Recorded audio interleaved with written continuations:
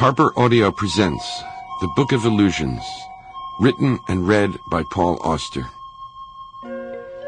Man has not one and the same life. He has many lives, placed end to end, and that is the cause of his misery. Chateaubriand.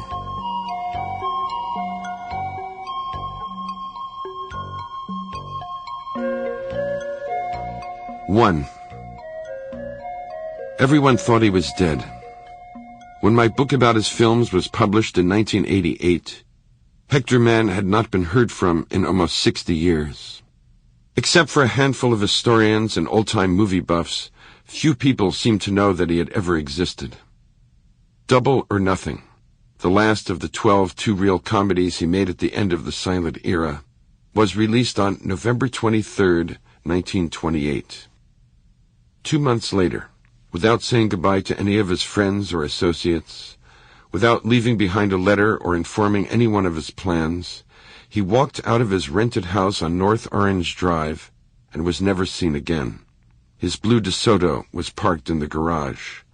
The lease on the property was good for another 3 months. The rent had been paid in full. There was food in the kitchen, whiskey in the liquor cabinet, and not a single article of Hector's clothing was missing from the bedroom drawers. According to the Los Angeles Herald-Express of January 18, 1929, it looked as though he had stepped out for a short walk and would be returning at any moment. But he didn't return, and from that point on, it was as if Hector Mann had vanished from the face of the earth. For several years following his disappearance, various stories and rumors circulated about what had happened to him, but none of these conjectures ever amounted to anything. The most plausible ones, that he had committed suicide or fallen victim to foul play, could neither be proved nor disproved, since no body was ever recovered. Other accounts of Hector's fate were more imaginative, more hopeful, more in keeping with the romantic implications of such a case. In one, he had returned to his native Argentina and was now the owner of a small provincial circus. In another, he had joined the Communist Party and was working under an assumed name as an organizer among the dairy workers in Utica, New York. In still another, he was riding the rails as a Depression hobo. If Hector had been a bigger star, the stories no doubt would have persisted. He would have lived on in the things that were said about him, gradually turning him into one of those symbolic figures who inhabit the nether zones of collective memory, a representative of youth and hope and the devilish twists of fortune. But none of that happened, for the fact was that Hector was only just beginning to make his mark in Hollywood when his career ended. He had come too late to exploit his talents fully, and he hadn't stayed long enough to leave a lasting impression of who he was or what he could do. A few more years went by, and little by little people stopped thinking about him.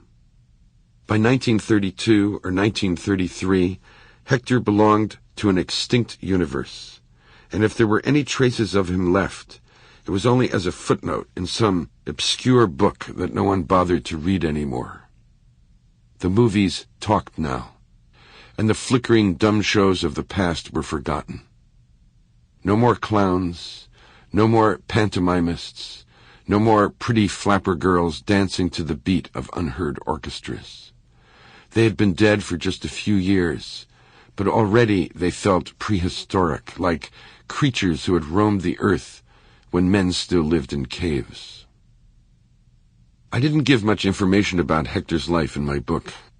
The Silent World of Hector Mann was a study of his films, not a biography, and whatever small facts I threw in about his off-screen activities came directly from the standard sources: film encyclopedias, memoirs, histories of early Hollywood.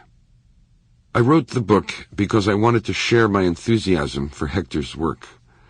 The story of his life was secondary to me, and rather than speculate on what might or might not have happened to him, I stuck to a close reading of the films themselves. Sample complete. Ready to continue?